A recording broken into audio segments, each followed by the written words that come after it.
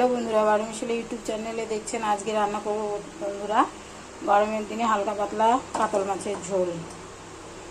কড়াইতে তেল গরম হয়েছে আর মাছগুলো হচ্ছে হলুদ লবণ মাখিয়ে নিয়েছি। এখন এগুলোকে হালকা ভেজে নেব।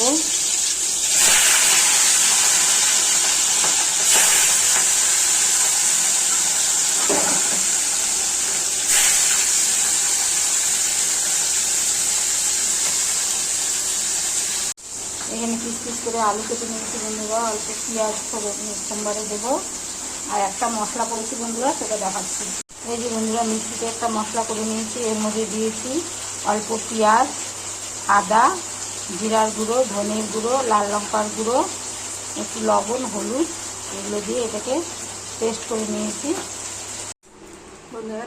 সরষের তেল দিয়ে হচ্ছে আমি মাছটা করছি। ভাজা হয়ে গেছে। একটা শুকনো লঙ্কা একটু জিরা ফোড়ন দিলাম। আর এই যে মাছগুলো ভাজা হয়ে গেছে বন্ধুরা।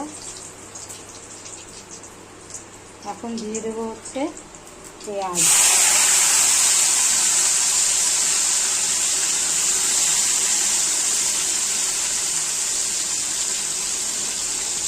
এটাকে একটু ভাজা ভাজা করে আলুগুলো দিয়ে দেবো।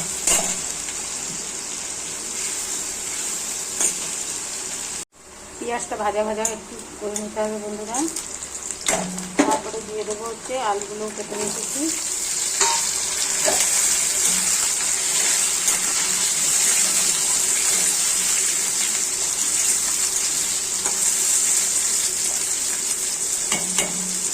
তারপরে যে বাটা মশলাগুলো এগুলো দিয়ে দেবো।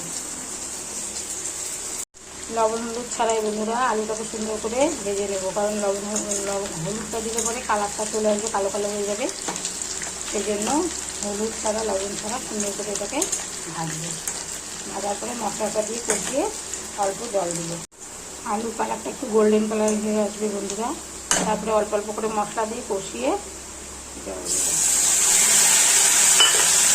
কষানোতেই টেস্ট আসবে।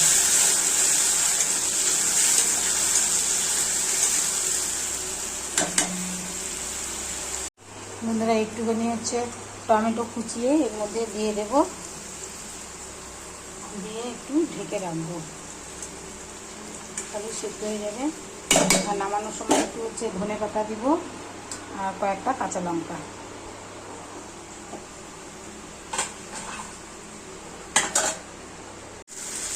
কষানো হয়ে যাচ্ছে বন্ধুরা। একটু গরম মশলা গুঁড়ো দিয়ে দেবো।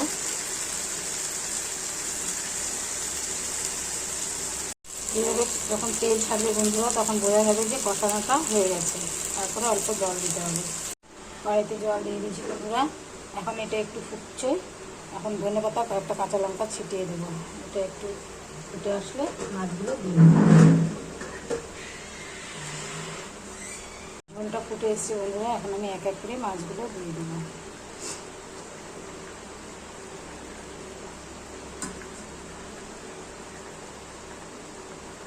দিয়ে 10 মিনিটের জন্য ঢেকে রাখবো। তারপরে পরিবেশন করবো।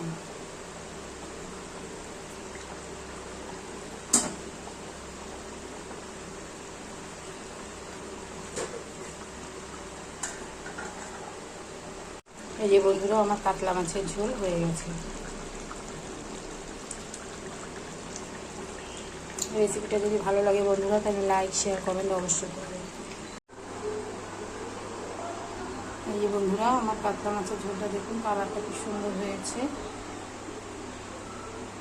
আপনারা এইভাবে করে খান বন্ধুরা, ভালো লাগবে।